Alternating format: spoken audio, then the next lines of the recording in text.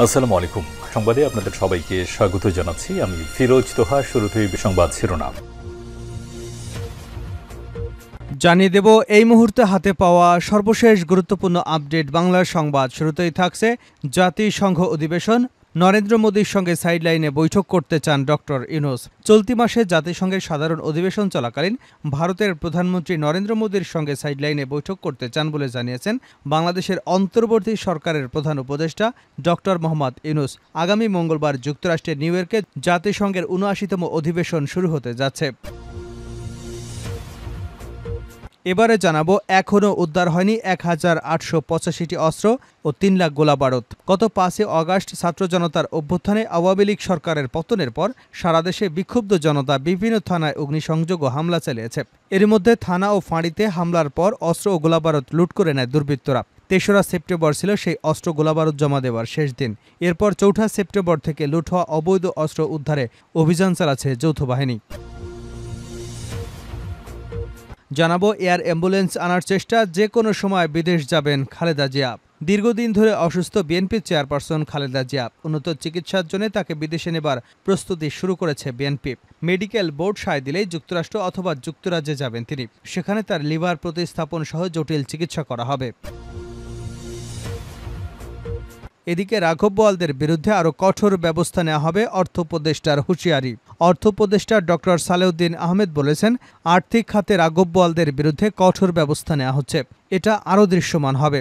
দৃশ্যমান হলে সবকিছু আপনারা দেখতে পাবেন। শনিবার নগরীর আগারগাঁওয়ে বাংলাদেশ ইনস্টিটিউট অব গভর্নেন্স ম্যানেজমেন্টের সভা শেষে এক প্রশ্নের জবাবে উপদেষ্টা এসব কথা বলেন।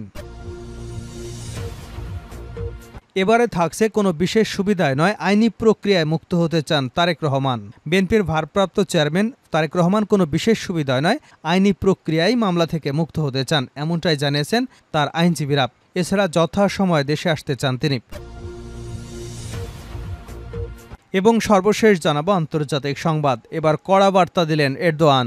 তুরস্কের প্রেসিডেন্ট রিসেপ তাইপ এরদোয়ান শুক্রবার অধিকৃত পশ্চিম তীরে দখলদারিত্বের বিরুদ্ধে আয়োজিত এক বিক্ষোভ সমাবেশে ইসরায়েলের বর্বর হস্তক্ষেপের নিন্দা জানিয়েছে। সেখানে দখলদার বাহিনী তুর্কি আমেরিকান এক দ্বৈত নাগরিককে গুলি করে হত্যা করেছে।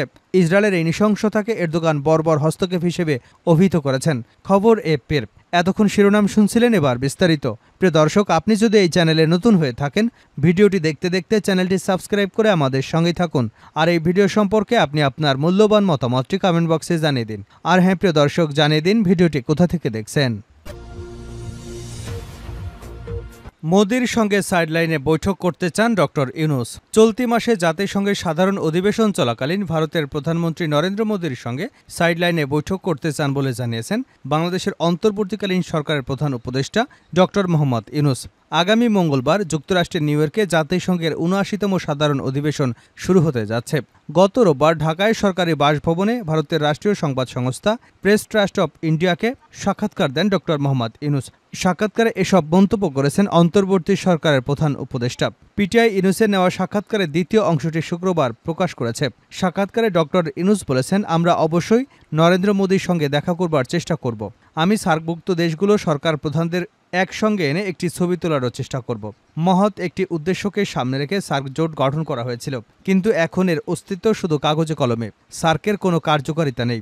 আমরা সার্কের নামই ভুলতে বসেছি। আমি সার্কের চেতনাকে পুনরুজ্জীবিত করতে চাই।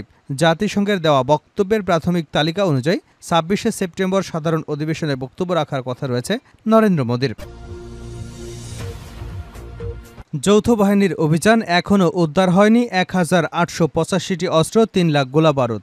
গত ৫ আগস্ট ছাত্র জনতার অভ্যুত্থানে আওয়ামী সরকারের পতনের পর সারা দেশে বিক্ষুব্ধ জনতা বিভিন্ন থানায় অগ্নিসংযোগ ও হামলা চালিয়েছে। এর মধ্যে থানা এবং ফাঁড়িতে হামলার পর অস্ত্র গোলাবারুদ লুট করে নেয় দুর্বৃত্তরা। ৩রা সেপ্টেম্বর ছিল সেই অস্ত্র গোলাবারুদ জমা দেওয়ার শেষ দিন। এরপর ৪ঠা সেপ্টেম্বর থেকে লুট হওয়া অবৈধ অস্ত্র উদ্ধারে অভিযান চালাচ্ছে যৌথ বাহিনী। পুলিশ সদর দপ্তর জানিয়েছে, ঢাকাসহ সারা দেশে লুট হওয়া বিভিন্ন অস্ত্রের সংখ্যা ৫,৮১৮টি। এর মধ্যে ৫ই সেপ্টেম্বর পর্যন্ত উদ্ধার হয়েছে ৩,৯৩৩টি অস্ত্র। তবে রাইফেল, এসএমজি, এলএমজি এবং পিস্তল সহ এখনও উদ্ধার করা যায়নি ১,৮৮৫টি অস্ত্র। এছাড়া প্রায় ৩ লাখ লুট হওয়া গোলাবারুদও এখনও উদ্ধার করা সম্ভব হয়নি। এয়ার অ্যাম্বুলেন্স আনার চেষ্টা, যে কোনো সময় বিদেশে যাবেন খালেদা জিয়া। দীর্ঘদিন ধরে অসুস্থ বিএনপি চেয়ারপারসন খালেদা জিয়া উন্নত চিকিৎসার জন্য তাকে বিদেশে নেবার প্রস্তুতি শুরু করেছে বিএনপি। মেডিকেল বোর্ড সায় দিলেই যুক্তরাষ্ট্র অথবা যুক্তরাজ্যে যাবেন তিনি। সেখানে তার লিভার প্রতিস্থাপন সহ জটিল চিকিৎসাগুলো করা হবে। বিএনপি চেয়ারপারসনের ব্যক্তিগত চিকিৎসক ও মেডিকেল বোর্ডের সমন্বয়ক ডাক্তার এজেডএম জাহিদ হোসেন গণমাধ্যমকে বলেন, আমরা যুক্তরাজ্যের কয়েকটি হাসপাতালের সঙ্গে আলোচনা চালিয়ে যাচ্ছি। যুক্তরাজ্যে নেওয়া হলে ৮ থেকে ১৩ ঘন্টা সময় লাগবে। যুক্তরাষ্ট্রে প্রয়োজন ১৮ থেকে ২১ ঘন্টা ফ্লাইং আওয়ার। কাজেই এ যাত্রার জন্য তার শারীরিক সুস্থতা অত্যন্ত গুরুত্বপূর্ণ, তাই কিছুটা সময় লাগবে। বেশ কিছু জটিল চিকিৎসা করাতে অনেকটা সময় তাকে বিদেশে থাকতে হবে।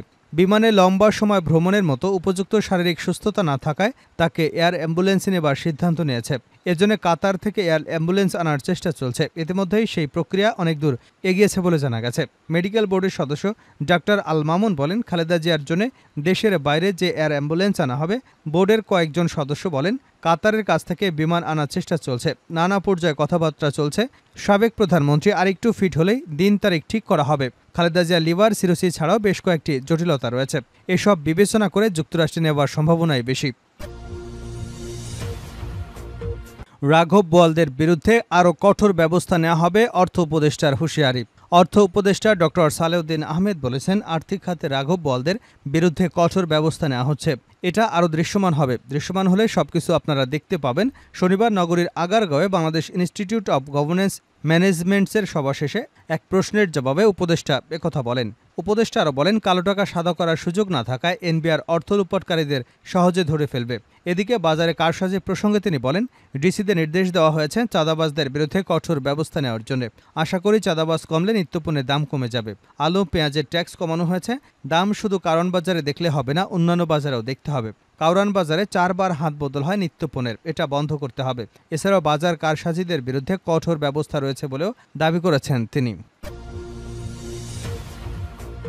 কোনো বিশেষ সুবিধায় নয়, আইনি প্রক্রিয়ায় মুক্ত হতে চান তারেক রহমান।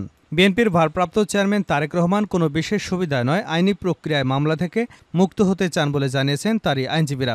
এছাড়া যথাসময়ে ফিরতে চান দেশে। এদিকে আইন বিশেষজ্ঞরা বলছেন, মামলা থেকে মুক্ত হতে দেশে ফিরে আদালতের দ্বারস্থ হতে হবে তারেক রহমানকে। তবে ন্যায় বিচারের স্বার্থে আদালতও বিশেষ ভূমিকা রাখতে পারে বলেও মনে করেন তারা। ৫ই অগাস্ট ছাত্র জনতার আন্দোলনের মুখে পদত্যাগ করে ভারতে পালিয়ে যেতে বাধ্য হন প্রধানমন্ত্রী শেখ হাসিনা। পরদিন মুক্তি দেওয়া হয় ৩ বারের সাবেক প্রধানমন্ত্রী বেগম খালেদা জিয়াকে। এরপর একে একে জামিনে জেল থেকে বের হন কারাবন্দী বিএনপি নেতারা। তবে দলটির ভারপ্রাপ্ত চেয়ারম্যান তারেক রহমানের মামলা নিয়ে তেমন কোনো অগ্রগতি নেই। গত ১৬ বছরে লন্ডনে অবস্থান করছেন তারেক রহমান। 1-11 এবং আওয়ামী লীগ সরকারের সময় তার বিরুদ্ধে অর্ধশতাধিক মামলা হয়। এর মধ্যে ২১শে আগস্ট গ্রেনেড হামলা মামলায় যাবজ্জীবন কারাদণ্ডসহ ৫টি মামলা দেওয়া হয় সাজা। রাজনৈতিক পট পরিবর্তনের পর তারেক রহমান কবে দেশে ফিরবেন সে প্রশ্ন উঠেছে এখন। আইনজীবী ব্যারিস্টার কায়সার কামাল বলেন, বিশেষ কোনো সুবিধা নয়, আইনি প্রক্রিয়ায় নির্দোষ প্রমাণ করে মামলা থেকে মুক্ত হয়ে দেশে ফিরতে চান তারেক রহমান। তিনি বলেন, তারেক রহমানের পাসপোর্ট নবায়ন করতে দেয়নি শেখ হাসিনা। তারেক রহমান আইনের প্রতি শ্রদ্ধাশীল, তিনি সংবিধানের প্রতি শ্রদ্ধাশীল। যে কারণে ওনার বিরুদ্ধে যেসব মামলাগুলো রায় হয়েছে সেগুলো তিনি আইনগতভাবেই মোকাবেলা করবেন। আর যেগুলো রায় হয়নি সেগুলোর বিষয়ে আইনগতভাবে আমরা পদক্ষেপ নিচ্ছি। সর্বশেষ জানাবো আন্তর্জাতিক সংবাদ। কড়া বার্তা দিলেন এরদোগান। তুরস্কের প্রেসিডেন্ট রিসেপ তাইপ এরদোয়ান শুক্রবার অধিকৃত পশ্চিম তীরে দখলদারিত্বের বিরুদ্ধে আয়োজিত এক বিক্ষোভ সমাবেশে ইসরায়েলের বর্বর হস্তক্ষেপের নিন্দা জানিয়েছেন। সেখানে দখলদার বাহিনী তুর্কি আমেরিকান এক দ্বৈত নাগরিককে গুলি করে হত্যা করেছে। ইসরায়েলের এই নৃশংসতাকে এরদোগান বর্বর হস্তক্ষেপ হিসেবে অভিহিত করেছেন। খবর এএফপির। এরদোগান সামাজিক যোগাযোগ মাধ্যম এক্সে লিখেছেন, আমি পশ্চিম তীরে দখলদারিত্বের বিরুদ্ধে আয়োজিত বিক্ষোভ সমাবেশে ইসরায়েলের বর্বর হস্তক্ষেপের নিন্দা জানাই এবং ইসরায়েলি হামলায় নিহত আমাদের নাগরিক আইনুর ইজিপি আইগে রুহের মাগফিরাত কামনা করে। এর আগে বিবিসির প্রতিবেদনে বলা হয়, ইহুদি বসতি বাড়ানোর প্রতিবাদে পশ্চিম তীরের নাবলুসের কাছে বেইতে শহরে এক বিক্ষোভ কর্মসূচিতে ইসরায়েলি বাহিনী গুলি চালায়। এতে আয়শানুর এজগি নামের একজন তরুণী নিহত হন। স্থানীয় সংবাদ মাধ্যমের দাবি, ইসরায়েলি সেনাদের গুলিতে ওই ২৬ বছর বয়সী এইগি মারা গেছেন। শুক্রবারের এই কর্মসূচিতে অংশ নেওয়া একজন বিবিসিকে জানান, ফিলিপাইনপন্থী ইন্টারন্যাশনাল সলিডারিটি মুভমেন্টের হয়ে ওই দিন প্রথমবারের মতো বিক্ষোভে যোগ দিয়েছিলেন এই আইগি।